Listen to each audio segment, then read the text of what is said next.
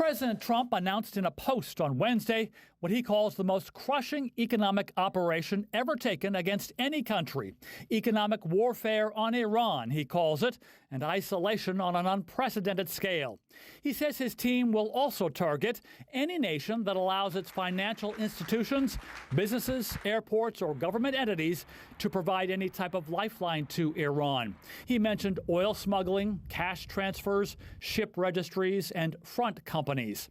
The details have yet to be announced, but the sanctions might include targeting major Chinese banks that facilitate Iran's oil trade, possibly adding secondary sanctions on governments and entities that are already sanctioned, or confiscating Iranian assets that are, for the moment, simply frozen. The White House is reportedly now walking away from negotiations with Iran, disengaging, and instead counting on Iran's economic collapse to get Tehran back to the negotiating table with fewer demands.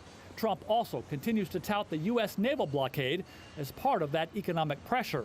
The naval blockade has been extremely effective. The blockade has been 100% successful. No boats have gotten into Iran. Iran's parliamentary speaker is mocking the threat of more sanctions, calling the Trump team a clown crew and way out of their league.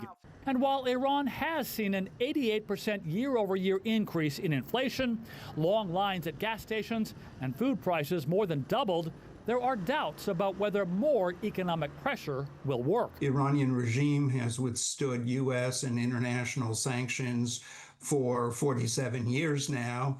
And second, the pain that the sanctions inflict is inflicted mostly on the populace. And I think this is a regime that has shown time and time again it doesn't really care very much about the welfare of its citizens. One big question, will Trump call out Russia and China for their economic ties to Iran?